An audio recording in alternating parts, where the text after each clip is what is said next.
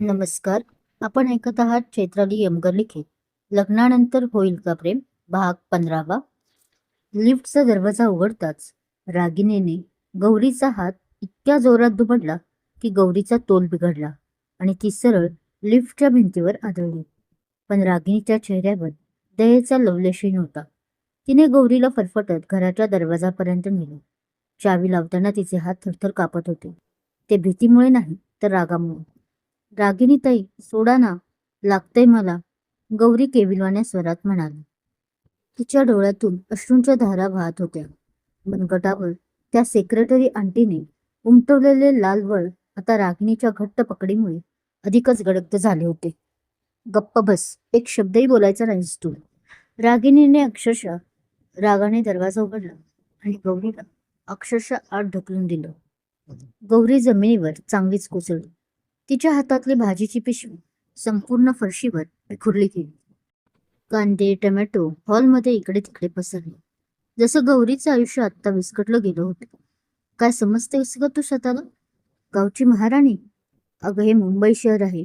इथे स्वतःचं अस्तित्व टिकवायला नाकी नऊ येतात आणि तू पहिल्याच दिवशी माझ्या इज्जतीचा फालुदा केलास. त्या सेक्रेटरी आंटीनं जर मला घराबाहेर काढलं तर मी कुठं जाणार? माझ्या मामाचा पैसा चालतो म्हणून मी इथं आहे, तुझ्या फालतू म्हणण्यासाठी नाही.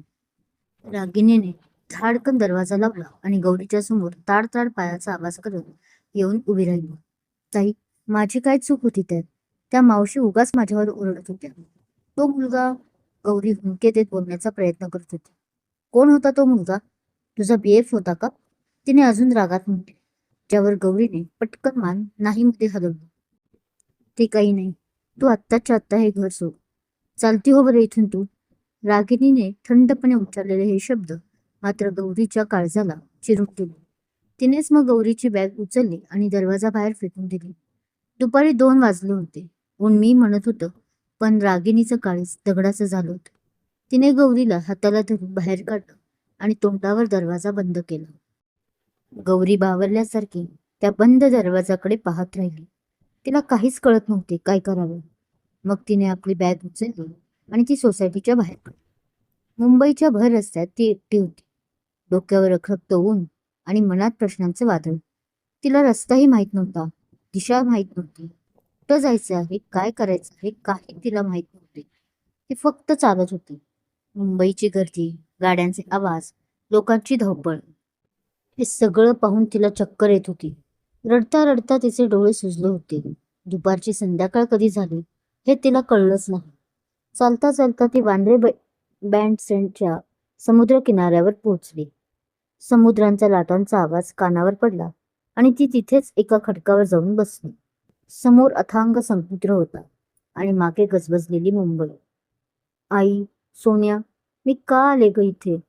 ती समुद्राकडे पाहत स्वतःशीच बडबडत होती. गावचं ते घर बरं होतं. बापू, तू, आई ओरडायचा. पण तिथे कोणी असं रस्त्यावर तर नव्हतं काढलं. ती आता उलट्या हाताने आपले अश्रू पुसत बोलत होती. मला नाही राहायचं या शहरात. मला परत यायचे. इथे माणसं नाही, फक्त यंत्र आहे. मी माघारी येणार. उद्याच पहिली गाडी पकडून गावाकडे येणार. मात्र या गजबजलेल्या शहरातही तिचा हा एकांत, तिची ती हतबलता लांबून कोणीतरी पाहत होतं. आणि तो होता मोहित मिश्रा. रागिणीच्या घराबाहेर जेव्हा हा तमाशा झाला तेव्हापासून मोहित तिच्या पाळतीवर होता. तिला या अवस्थेत सोडून देणं त्याला पटलं नव्हतं. तो हळूच तिच्या मागे येऊन उभा राहिला. इतना आसान होता है क्या? तो नाराज होऊनच बोलतो. त्याला तिचं बोलणे अजिबात आवडले नव्हते. अपने खुद के सपने को ऐसे मुकरना, तो बोलतो. गौरी दचकून मागे वळाली. मोहितला पाहून तिच्या डोळ्यात पुन्हा भीती दाटली. तुम्ही तुम्ही इथेही आलात? आता काय हवंय तुम्हाला? ती तरी हिम्मत करून थोडी रागात बोलली. अपेक्षा नव्हती की तो तो तिच्या मागे येईल म्हणून. देखिए, अभी जो हुआ दोपहर में, उसमें मेरी ही गलती थी, ये मैं कबूल करता हूँ. Sorry for that. बट आप ऐसे हार मानकर गाँव जाओगे, ये मुझे अच्छा नहीं लग रहा है. तो आता शांतपणे तिच्या शेजारी बसत बोलतो. सपने सिर्फ बंद आंखों से नहीं देखना चाहिए गौरी, वो तो सब आंखें खोलकर पूरी करनी चाहिए. तो बोलतच राहतो. काय काय माहिती रे तुला? माझ्याबद्दल, माझ्या स्वप्नांबद्दल, जे तू मला एवढं मोठं लेक्चर देत आहेस, ते पण आपली काही एक ओळख नसताना. आणि तुला माझं नाव कोणी सांगितलं ते आता अजून रागात बोलते. पहिले आप बताए, आप गुस्सा किस बात पर है. आणि तिचं बोलणे ऐकून त्याला हसू आले होते, पण तो ते मनातच दाबून बोलायला लागतो. जिथे गुस्सा राग काढायचा होता तिथेही शांत होती असं मनात म्हणूनच. हा, आपका नाम हमें पता है इसलिए कि मैं आपको लेक्चर दे रहा हूँ इसलिए.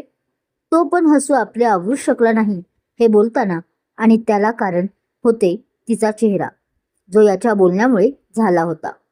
और देखिए, मुझे नहीं पता आपके ख्वाबों के बारे में, पर ये पता है कि आप मुंबई अपने सपने साकार करने के लिए ही यही आई हो, इतनी दूर से. त्याने आता तिच्या कपड्यांकडे पाहिले, जे पूर्ण गावठी होते. अगर आप अभी से हार गई इन छोटी छोटी बातों से, तो कैसे काटोगी यहाँ मुंबई में. और सपना, वो तो भूल ही जाओ फिर. त्याने अजूनही तिला आपल्या पद्धतीने समजवण्याचा प्रयत्न केला. हा तो मेरा सपना, मेरी मर्जी, गेले मी विसरून. तुम्ही आता येऊ शकता ना, मला तुमच्याशी बोलायचं आहे. Sorry, please. तिने आपले दोन्ही हात जोडत म्हटले. देख लेना, सोच लीजिए, मैं तब तक हूँ यहाँ ही. पण तो मात्र तिथेच थांबत बोला.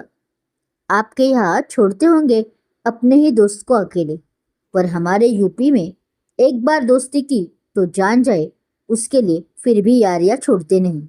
तो अजूनही तिला लेक्चर देत होता. दोस्त? कोण दोस्त? मेरा कोई दोस्त नहीं है, आप जा सकते हैं. पण ती त्याचा ऐकूनच घ्यायला तयार नव्हती. तो मात्र आता तिथून उठला आणि थोडा दूर जाऊन बसला, कारण तिला असे एकटीला सोडून जाणे खरंच त्याला पटतच नव्हते.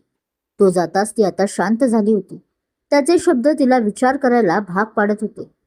मुंबई कुणालाच उपाशी निजवत नाही, फक्त इथे पाय घट्ट रोवून उभं राहावं लागतं गौरी.